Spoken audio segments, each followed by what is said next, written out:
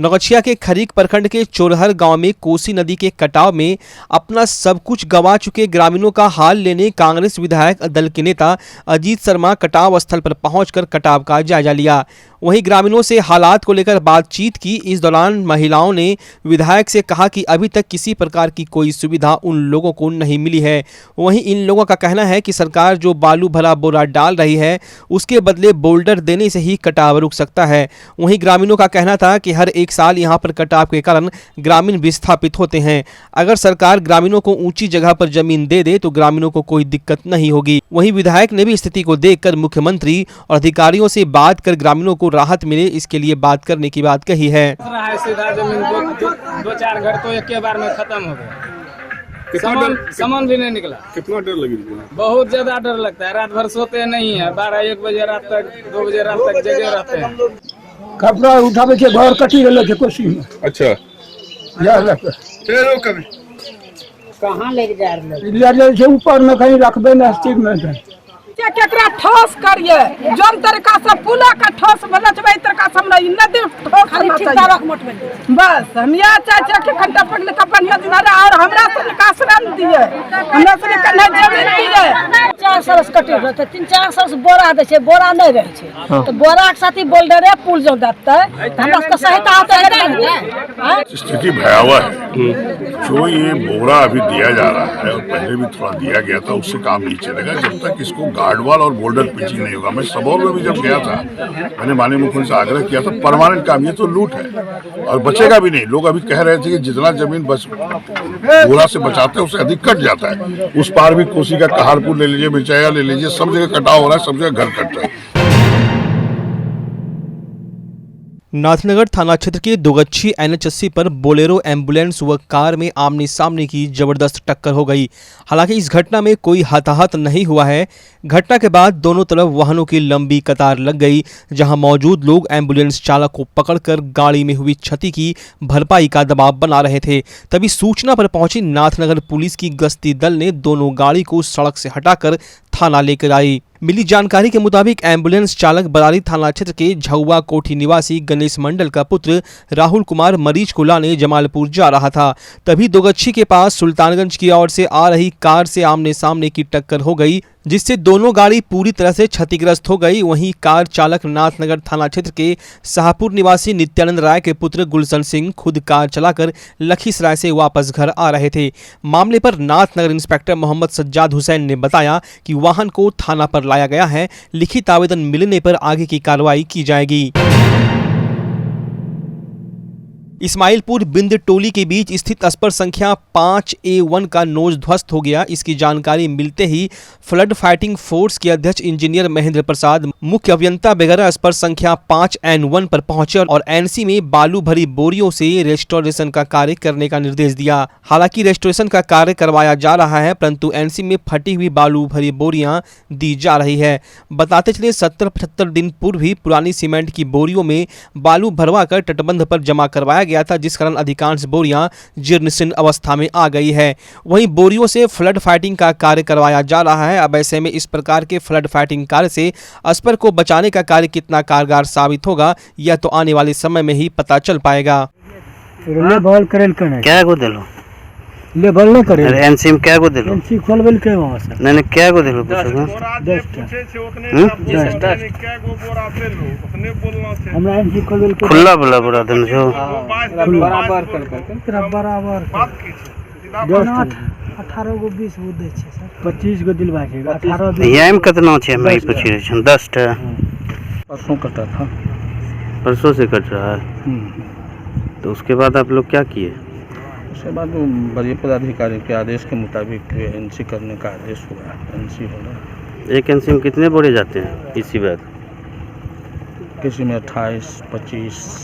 अभी तो आपके सामने में लेबर बोला कि 10 बोरी गैप जहाँ छूट जाता है तो गैप को भरने के लिए एज पर सिचुएशन की ऊंचा नीचा न हो, इसीलिए एनसी में ही डालना है, उसको लूज में नहीं डालने का निर्देश है। तो ये आदेश कौन किए हैं कि एक एनसी में जो है 10 बोरी डालना? नहीं, 10 बोरी डालने का नहीं है।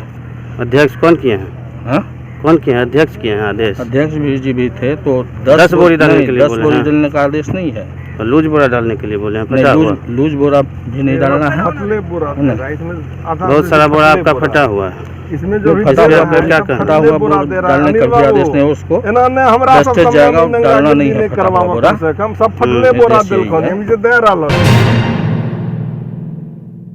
भागलपुर के बॉक्सरों को भी शौक है कि वो मेरी कॉम की तरह फलक पर पहुंचे, देश का नाम रोशन करे, लेकिन यह संभव तो तब होगा जब सुविधाएं मिलेगी।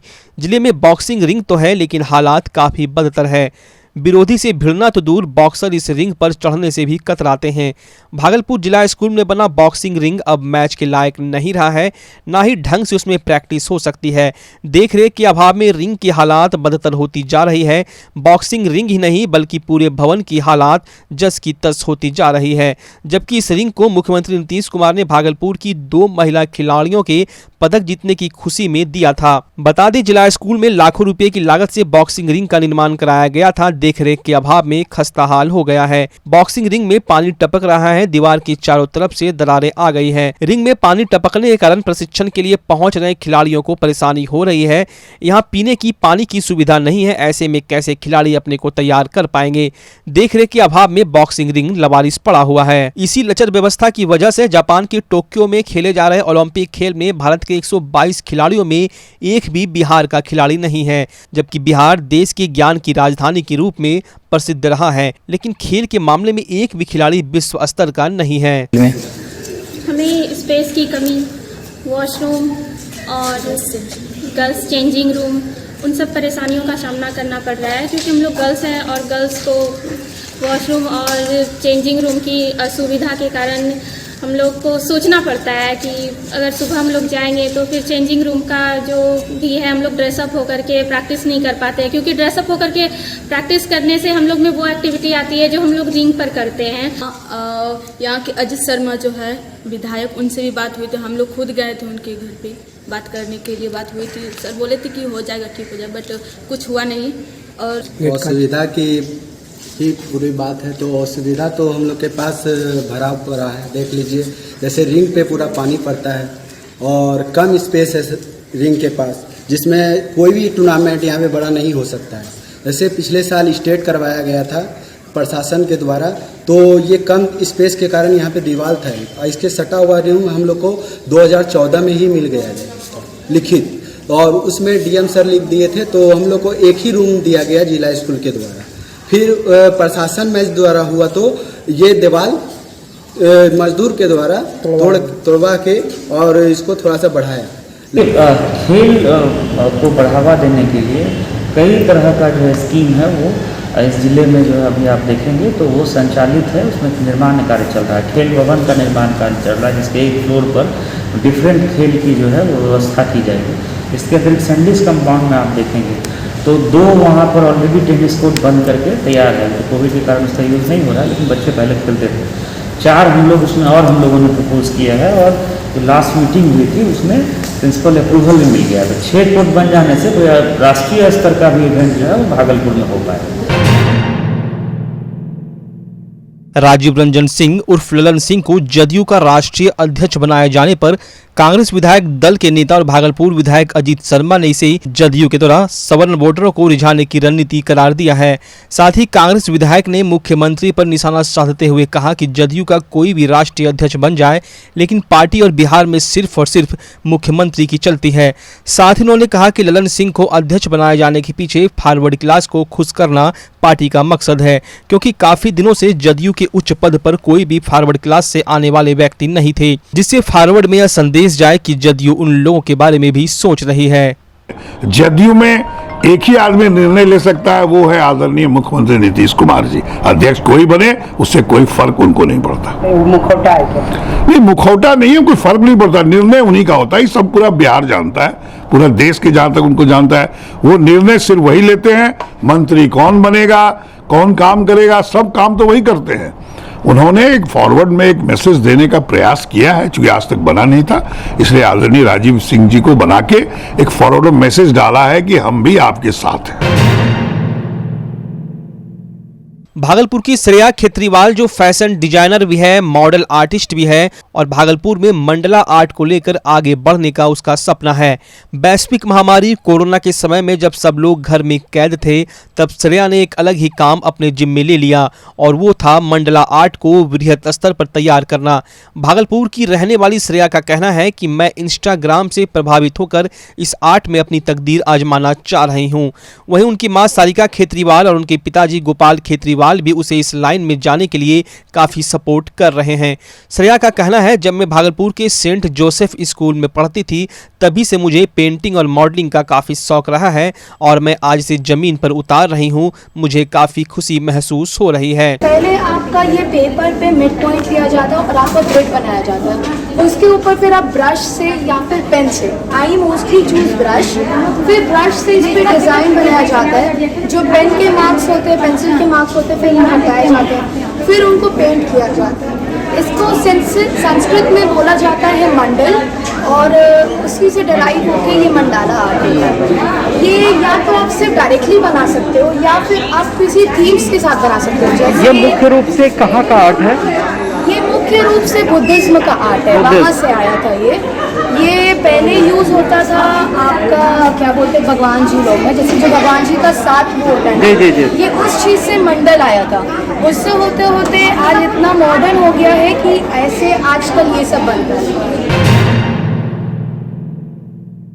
अंगिका को बढ़ावा देने के लिए कई कवि सामने आए, उसमें से एक सोशल मीडिया पर काफी चर्चित होते नजर आ रहे हैं आज के युवा कवि डॉक्टर मंजीत सिंह किनवार। वे आजकल सोशल मीडिया पर काफी छाए हुए हैं। मंजीत किनवर के गजल संग्रह पुस्तक जिनका नाम कुछ तो कह जाते का विमोचन किया गया, जिसमें शहर के कई गुरुजनों के द्वारा दीप प्रज्वलित कर इस कार्यक्रम की शुरुआत की गई और फिर पुस्तक का विमोचन किया गया। कार्यक्रम के दौरान सितार वादन, नृत्य की प्रस्तुति एवं कई कवियों ने अपनी कविताओं की प्रस्तुति दी। बताते चले मंजीत किनवार मूल रूप से मुंगेर जिला के महिमाचक के निवासी हैं, लेकिन उनकी शिक्षा अपने ननिहाल खगड़िया के सियादतपुर अगवानी पंचायत के मध्य विद्यालय एवं बिहार केसरी एवं मोतिहारी उच्च विद्यालय डुमरिया बुजुर्ग से हुई है।